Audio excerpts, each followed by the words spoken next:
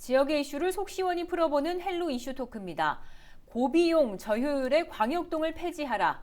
부천 지역 국민의힘 4개 당협위원장들과 시의원들이 한 목소리를 냈습니다. 이 같은 광역동 논란 이번이 처음이 아닌데요. 시행 2년을 맞은 지금까지 광역동을 둘러싼 논란은 끊이지 않고 있습니다. 이유가 무엇인지 짚어봅니다. 부천시의회 더불어민주당 박정산 의원과 국민의힘 광내경 의원 자리했습니다. 안녕하십니까? 안녕하세요. 안녕하십니까? 네. 네, 부천시는 지난 2019년 3개 구청을 폐지하고 36개 동주민센터를 10개 광역권으로 통합해 운영하는 이른바 광역행정동 체제로의 전환을 했습니다. 벌써 꽉 찬 2년이 됐는데 김만수 전 시장이 추진한 사업이 아닙니까? 추진 배경이 그 당시에 좀 어떻게 됐었나요? 예, 이제 중앙 정부는 이제 우리 그 인구 감소와 이제 정보화 가속화로 인해서 이제 행정 수요 변동에 따라서 이제 그 정부 조직이나 이런 그 지자체들의 조직을 축소화해서 집중적인 이제 행정을 펼치려고 하는 그런 정책을 발표를 하죠. 그래서 2008년도에 이제 그 행정체제 개편 기본 계획을 발표를 하고 이제 추진을 하는데요. 2014년도에 이제 책임 읍면동 정책이 추진이 됩니다. 그래서 이제 우리 부천시도 이제 김만수 시장이 있을 때 먼저 시행했던 뭐 시흥시나 그야 이제 지자체들을 방문해서 견학을 하고 그걸 가지고 이제 우리 부천시도 이제 책임동제를 먼저 시작을 한 거죠.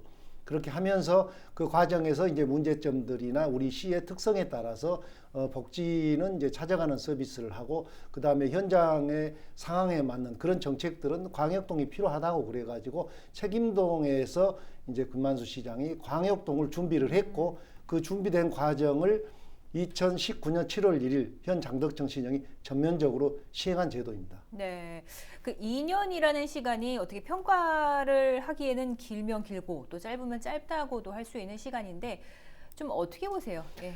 네, 이제 2019년 7월 1일부터 이제 시작을 했고 지금 이제 2년이 조금 지났는데 우리가 그 광역동을 평가를 해보자고 그러면 이제 코로나19와 관련된 이런 그 질병이 생기기 전과 전후로 나눌 수를 있을 것 같아요. 그래서 코로나 전에는 이제 우리가 그 광역동을 시작을 하면서 안전한 정착을 위해서 제대로 시스템이 갖춰졌다가 하면 특별히 문제가 없을 건데 그 당시에 시작하면서도 이렇게 이제 시행을 하다 보니까 문제점들이 좀 나왔거든요. 그래서 그런 문제점들을 계속 파악을 하고 그걸 개선을 하고 있는 중이었고 그 다음에 코로나 이후에는 이제 거의 이제 주민들과 밀착하는 이런 그런 정책들, 주민들과 협력하는 이런 단체들과 협력하는 이런 내용들이 이 인원의 그런 그 집합을 금지하다 보니까 그에 관련해서 조금은 이제 부족한 부분들이 있는 것 같아요.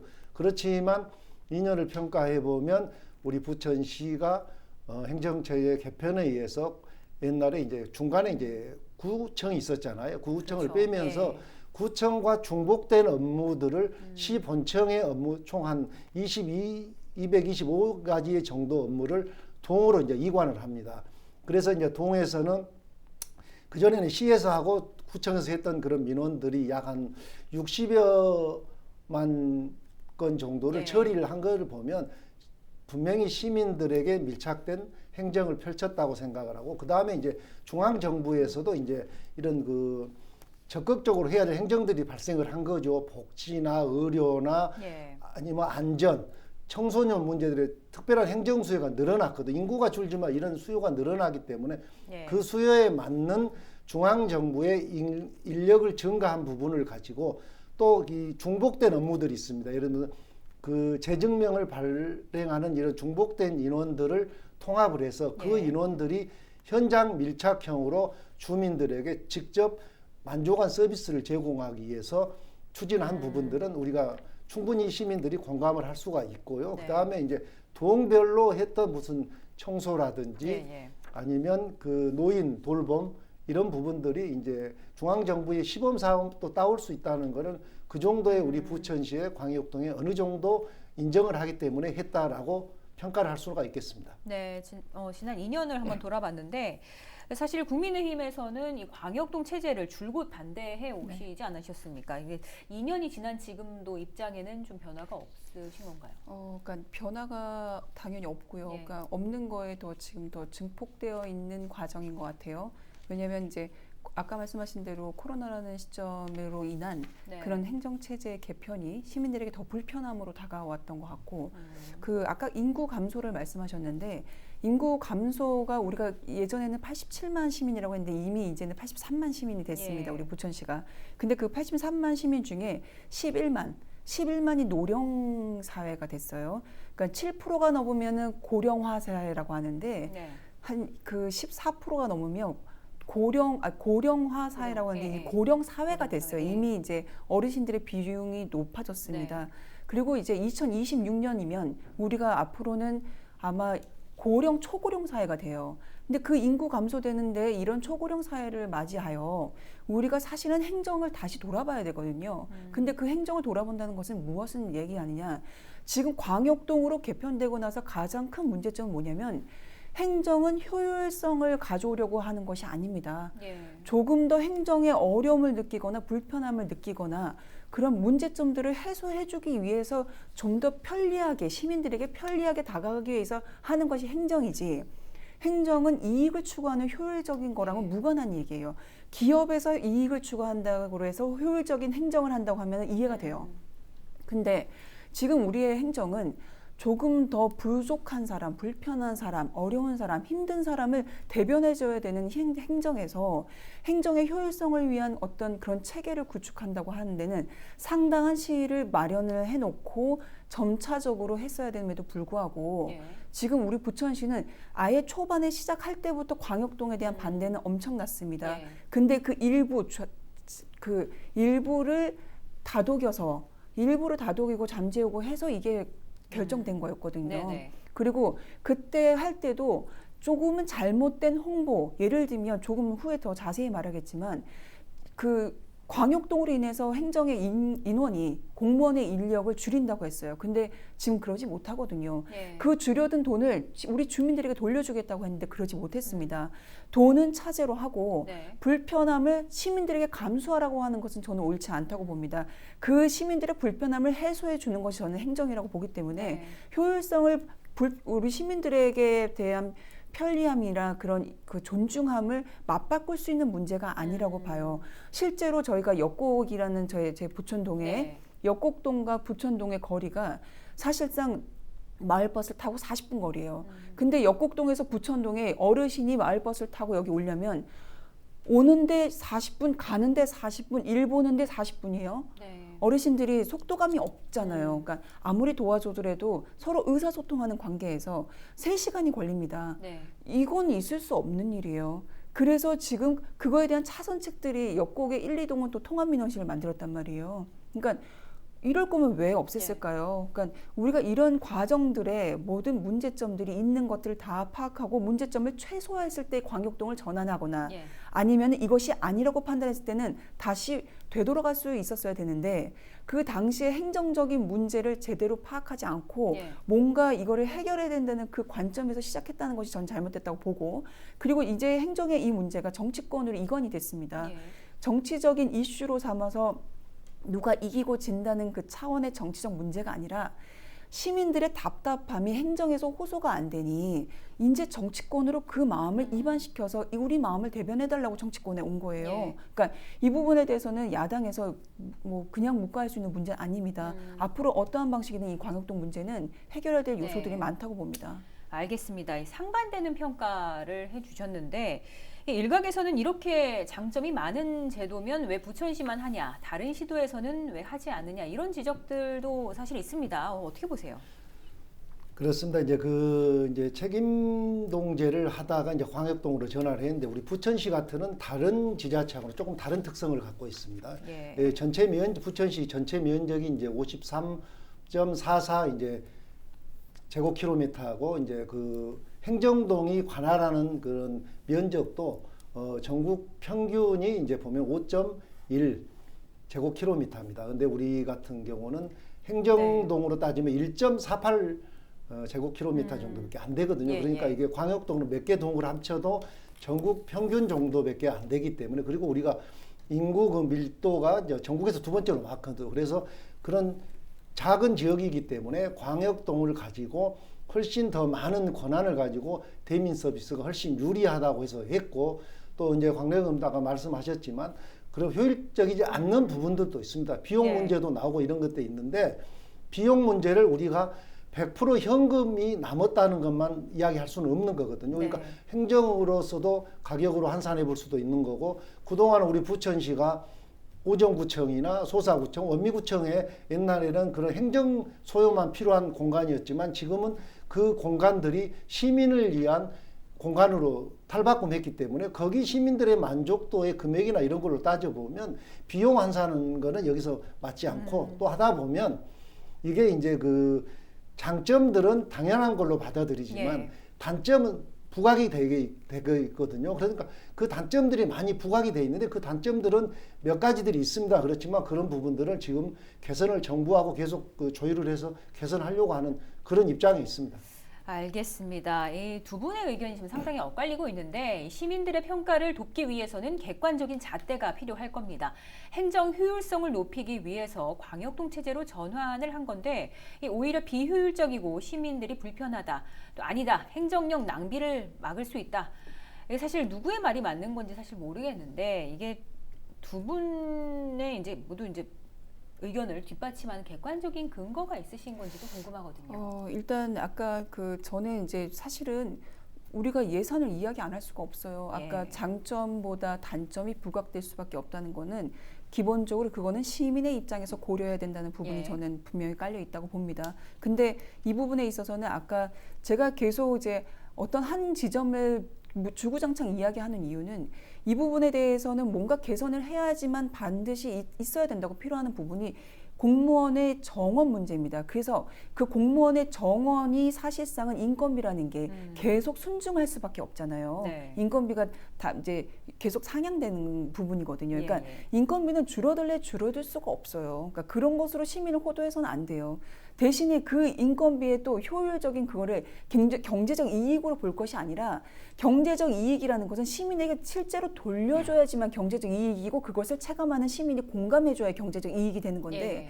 실제로 시민은 불편한데 그걸 경제적 이익이라고 주장한다고 한들 그거는 공감할 수 있는 부분이 아니라는 점입니다. 네네. 실제로 공무원 수를 줄이겠다고 했어요. 예. 광역동 그렇게 퍼져 있었던 공무원들을 한 곳에 모으니 줄이겠다고 했는데 줄이지 못했습니다. 어쨌든 2년 동안 170명이 늘었어요. 네. 157명이 늘었어요. 인건비 늘어났고요. 그러면 그거에 대한 절감 효과라는 경제적 이익으로 따질 것이 아니라 실제로 1억이라도 줄여야지만 그게 시민에게 돌아가는 거거든요. 그러니까 그런 부분에서 27억을 줄여서 주민에게 돌려주겠다 했던 부분은 약속을 이행하지 못한 부분입니다. 네. 그러니까 예를 들어 지금 이렇게 계속 시간이 촉박하니까 이렇게 네.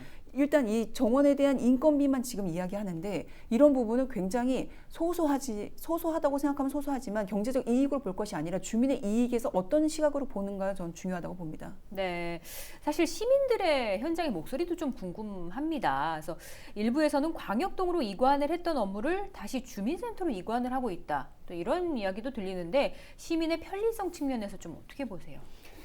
지금 이제 우리가 광역동을 시작할 때 전면적으로 시행을 할 때 지금 말하는 주민지원센터도 광역동으로 다 포함을 해서 전면적으로 시행을 했으면 이런 문제가 나오지는 않을 건데, 그 당시에 이제 조금 준비가 부족한 부분이나 이제 그 공간 스페이스가 모자라서, 또 그 다음에 갑자기 내가 항상 습관적으로 다녔던 기관이 거리가 멀어짐으로써 시민들의 염려와 불편이 있어서 주민지원센터 그대로 존치를 했습니다. 그런데 이게 이제 실례로 이제 역곡 1, 2동 같은 경우는 통합을 해가지고 점차 이제 주민지원센터는 축소해서 없애려고 하고요. 예. 이제 그런 부분들은 이제 주민 공간으로 돌려줄 건데, 네. 우리가 2년을 실시하고 이 행정체계 개편은 1년하고 2년하고 3년 하려고 한 건 아닙니다. 장기적으로 우리 부천시의 미래를 이야기를 한 거고, 자 이제 그 뭐 인력이 줄지 않았다 이런 부분도 있습니다. 그런데 인력을 현재로는 줄이지는 않았지만 행정 수요 증가로 인한 예. 보건 의료나 청소년, 노인 이런 문제들에서 정부가 공무원 수를 늘려주는 부분이 있습니다. 예. 그 부분이 증가됐고, 특별히 증가된 거는 없고 예를 들어서 주민지원센터를 이렇게 이제 관리하려다 보니까 안전요원들이 필요했겠죠. 이런 부분들이 조금 늘어났는데 그게 그렇게 많이 인구가 늘어났다고 주민들이 공무원들이 늘어났다는 이야기는 조금 안 맞는 것 같고요. 그 다음에 이제 일단 주민들이 가장 불편했던 게 이제 전입신고, 그 다음에 이제 인감 예. 신청할 때 뭐 이게 두 가지인데 이거는 이제 이제 부천시가 정부의 규제 개혁 차원에서 대한민국 어디 기관에 가도 할 수 있게 지금 제도 개선을 요구를 해서 일부는 받아들여서 검토하는 것도 있고 그렇습니다. 이거는 그래서 얼마 아니면은 전국에서 이게 할 수 있는 이런 문제이기 때문에 예. 그거는 그렇게 정리가 되고 또 그다음에 이제 그 청소 문제도 전체 10개 동에서 즉시 이제는 청소를 할 수 있게 그렇게 10개 업체가 늘어났거든요. 예. 그다음에 이 광역동이 5개 이제 과가 있는데 거기에 이제 뭐 안전, 보건, 환경, 건설 여러 분야들이 직접 동에 가서 신고하면 바로 현장에 가서 대응이 되는 이런 부분들이 시민들의 만족도가 훨씬 낮습니다. 왜 그걸 확인해 볼 수 있냐 그러면 광역동을 하기 전에 동에 들어가는 예산과 광역동이 되고 나서 들어가는 네. 예산을 따져보면 광역동 예산이 엄청 많거든요. 그거는 예산이 많다는 그만큼 일을 많이 했다는 걸로 판단을 해야 되죠. 네. 그래서 국민의힘에서는 이 광역동 폐지를 네. 폐지하라 이런 입장문을 얼마 전에도 내놨는데 네. 그럼 이제 대책이 있는 건가요? 근데 아까 그 박정선 의원님께서 말씀하신 내용 중에 하나는 짚어야 네. 될 것 같은데 157명 인원이 늘어난 것에 대해서 문제가 안 된다고 하셨는데 157명이 늘어나는 것을 기존의 인력이 있었다면 그 157명을 대체할 수 있는 인력으로 써야지 마땅하다. 그래서 그 나머지 인력을 보충하지 않아도 해야지 시민들은 그렇게 생각하고 그 나머지 돈은 그럼 우리한테 줘야지라고 생각하지 예. 157명 순증을 자연스럽게 받아들이는 사람은 없습니다. 그리고 광역동에 대한 부분에 대해서는 국민의힘에서는 네. 실제적으로 지금 어느 수준까지 어떻게 우리가 다시 하는 대안에 대해서는 구체적으로 논의하고 있는 중입니다. 그렇기 예. 때문에 아직 구체적으로 말씀드리기는 어렵겠지만 기본적으로 26개 동 다 부활하는 것을 원칙으로 하고 있습니다. 네. 그래서 그 주민들에게 그 편리함을 다시 돌려주는 방식 그리고 최소한의 만약에 안 된다면 최소한의 어떤 방식으로 26개 동을 존치시키는 36개 동 중에 10개 동 광역동으로 있고요. 네. 26개 동을 존치시켜서 주민들에게 편리함은 존중받아야 마땅하다고 생각하는 것이 국민의힘의 입장입니다. 최근에 이제 무효 소송까지 또 보이지 네네. 않으셨습니까? 그러니까 저희가 무효 소송은 예. 2019년도에 낸 건데 네. 패소를 했고요. 그다음 그 과정에서 행정 소송을 한 것인데 그때 이제 변호사 선임 비용이나 그쪽에 이제 우리가 패소했으니까 네. 장희시 그 부천시청 쪽에서 그 선임한 변호사 비용을 우리가 내야 되는 부분이어서 1인당 한 56만 원 정도 나왔습니다. 57만 원 정도. 근데 네. 이 부분은 우리가 어쨌든 좀 걸기를 하는 거죠. 우리의 의지를 보여주는 것이고 좀 합당하지는 않은 것 같습니다. 네, 국민의힘의 이런 의견들에 대해서 좀 어떻게 보세요? 예. 네, 저는 이제 이렇게 생각을 해보면 이제 정치의 계절이 온 것 같다 이런 생각도 좀 들기는 합니다. 그런데 우리가 전국 최초로 시행한 이 제도인데 이거를 더 개선하고 발전시켜서 시민들이 더 훨씬 편리한 방법으로 찾아가는 게 나는 바람직한 방향으로 생각해요. 네. 이거를 전면 뒤로 돌아가서 다시 옛날처럼 하자 이거는 그렇게 정치인들로 살 수 있는 이야기가 아닌가 싶은 생각이 듭니다. 왜냐하면 그렇게 되려면 구체적으로 수치와 모든 거를 가지고 문제 제기를 해야 될 거고 예. 그럴 정도가 된다고 하면 이미 시민들은 너무 불편해합니다. 모든 사람들이 그냥 다녀도 이거 안 되는데 이럴 정도가 되면 그거는 맞다고 생각하지만 아까도 말했지만 가장 시민들이 불편해했던 인감이나 전입신고 이런 문제는 구제개혁 차원에서 해결이 된다고 하니까 그건 그렇게 추진하면 되고 또 그 다음에 우리가 말한 그동안 시민들에 돌려줬던 그 세계 구청의 그런 시민 공간들을 다시 되돌리려면 네. 그분들의 저항이 감당이 안 되죠. 네. 그렇기 때문에 이거는 새로운 제도를 도입한 시점에서 그 취지를 살려서 더 함께 노력을 하고 더 시민들이 나은 제도로 보완하게 강하게 요구해야 된다고 생각을 합니다. 네, 지금 대안까지 좀 짚어주셨는데 그 광역동 폐지 꼭 관철시키겠다 지금 이런 입장이신데 대안도 필요할 것 같은데 어떻게 보십니까? 근데 기본적으로 주민의 아까 말씀하신 주민의 의견을 듣는 것이 우선이고요. 그러니까 주민들이 불편하다고 호소하기 때문에 주민들의 의견을 들어서 실제로 이 부분을 좀 다른 각도로 그리고 지금 우리가 고려하지 못한 부분들을 좀 고려하여 하자는 취지인 거고요. 그리고 여러 가지 대안 중에 지금은 사실 구청 부활이나 여러 가지 있지만 할 수 있는 선에서 우리도 아마 찾을 것입니다. 그게 1차적으로는 가까운 곳에 주민자치센터를 다시 부활시키는 쪽으로 갈 것 같습니다. 알겠습니다. 오늘 두 분 말씀 여기까지 듣도록 하겠습니다. 헬로 이슈 토크 오늘 순서는 여기까지입니다.